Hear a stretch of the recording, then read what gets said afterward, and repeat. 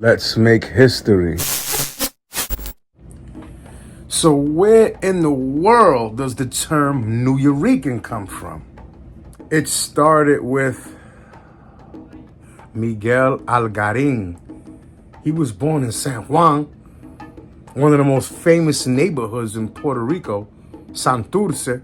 He was born in 1941, and he and his family migrated to New York City. It's called Loisaida, technically known as Alphabet City. It's also referred to as the East Village. He got a bachelor's degree from the University of Wisconsin and was able to get a master's degree in English from the University of Pennsylvania. And he went on to teach Shakespeare in Rutgers University. So this guy was an actual poet. And he teamed up with another couple of poets who would go on to become iconic in Nuyorican culture. And that's Pedro Pietri and the writer of the famous play Short Eyes, Miguel Piñero.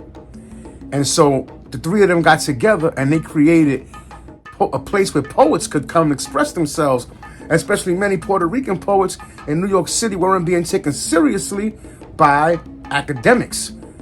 And as I said, Algarin taught Shakespeare. And he saw how wild he looked down on street poets. They created a place on 6th Street. It was Algarin's apartment. And they would invite poets over and they would recite and perform their poetry. It wasn't just poets, either comics, writers, actors, basically artists, but mostly it was centered around poetry. And so they did it out of his apartment. Then that was in 1973. And it's funny because that's the same time hip hop was coming about. So I would imagine that this had some sort of an influence. Now again, hip hop was starting off in the South Bronx. This is down in the Lower East Side, but around the same time. So I wouldn't be surprised to see if they did somehow feed off of each other. But about 7-8 years later, they actually bought a tenement building. So the original apartment was on 6th Street, and Loisaida is basically off of Avenue C. It was in 1973 when Miguel Algarin was the one who coined the term Nuyorican, because you had many Puerto Ricans who were living in the Lower East Side, who were living in Bushwick, in Williamsburg, in my neighborhood, East Harlem Uptown, in the South Bronx, different places scattered throughout New York City, and began to take on an identity of their own.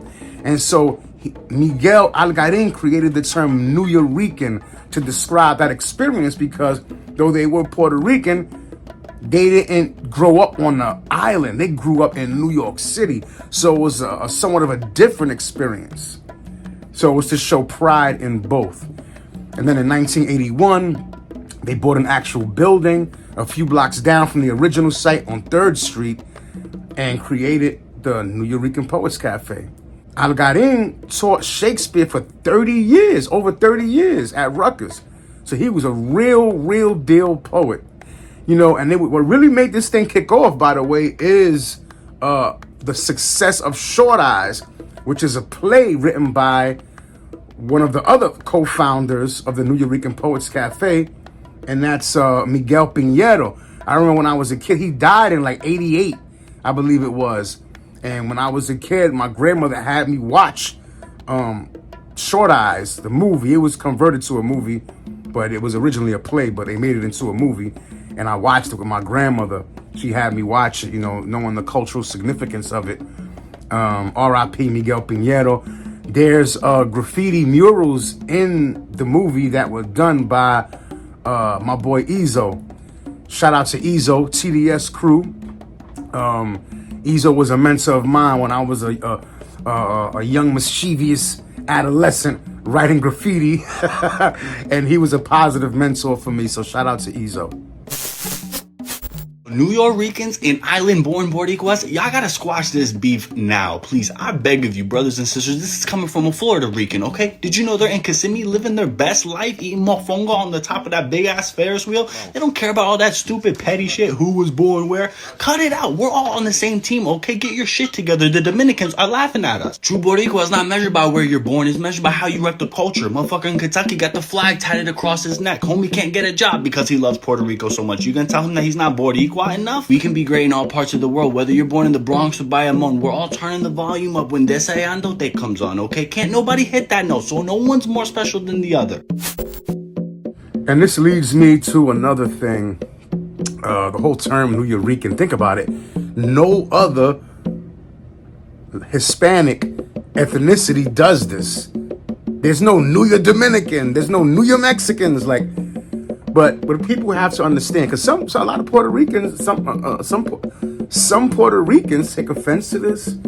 And what you have to understand is that, remember, Puerto Ricans were here first. We were the first Hispanics that were here in New York.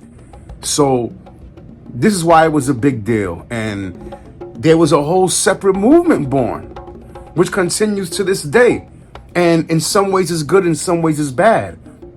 Many Puerto Ricans forget about, or I should say, pardon me, many Nuyorican kind of forget about their Puerto Rican culture.